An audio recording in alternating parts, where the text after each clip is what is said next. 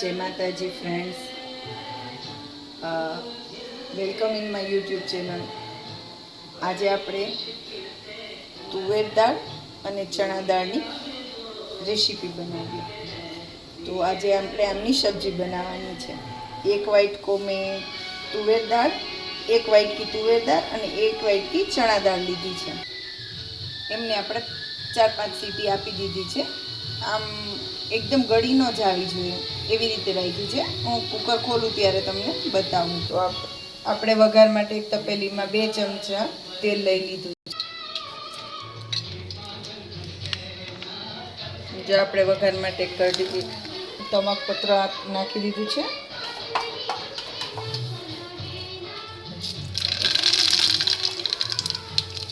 રાઈ,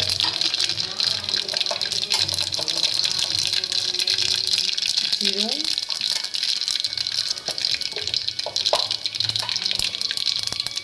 હિંગ,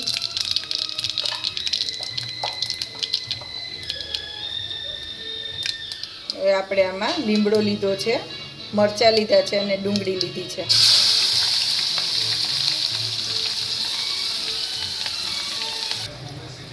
હવે આપણે આમાં એડ કરશું હળદર.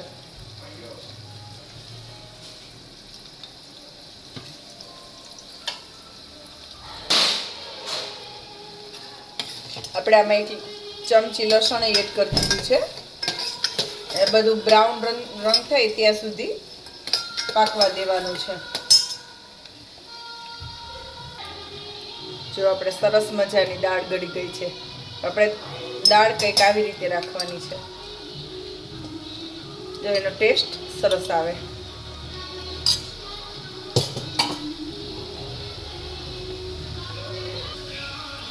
હવે આપણે આમાં 1 ટમેટું એડ કરી દઈએ.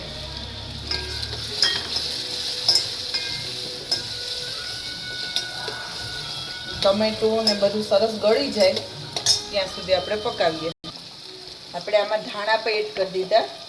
આપણે દેશી ધાણા એડ કર્યા છે, જેથી એનો ટેસ્ટ આપણે અત્યારે એડ કરી દઈએ તો એનો ટેસ્ટ બહુ સરસ આવે. હવે આપણે લાલ મરચું એડ કરી દઈએ.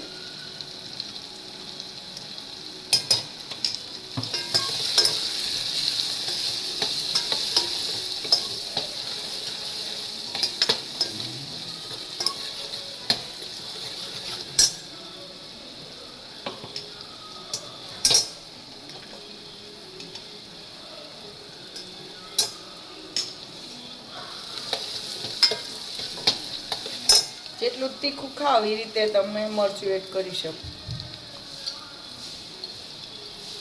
1 ચમચી ગરમ મસાલો.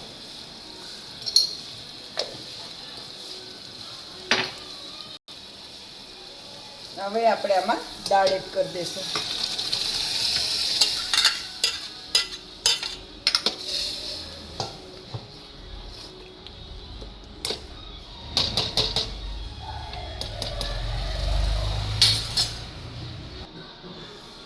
મેં દાળ બાફવામાં નમક એડ કરી દીધું હતું.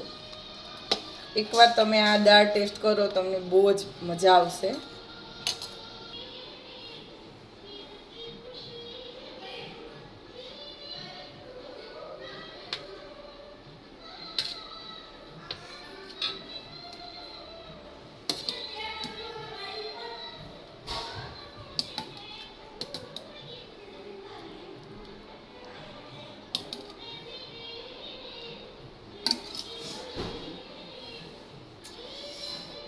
તૈયાર છે ગરમ ગરમ તુવેર દાળ, ચણા દાળ. જો મારી રેસીપી પસંદ આવી હોય તો મારી ચેનલને લાઈક કરો, સબસ્ક્રાઈબ કરો, ફોલો કરો અને શેર કરો. એન્ડ કમેન્ટમાં જય માતાજી જરૂરથી લખજો. જય માતાજી.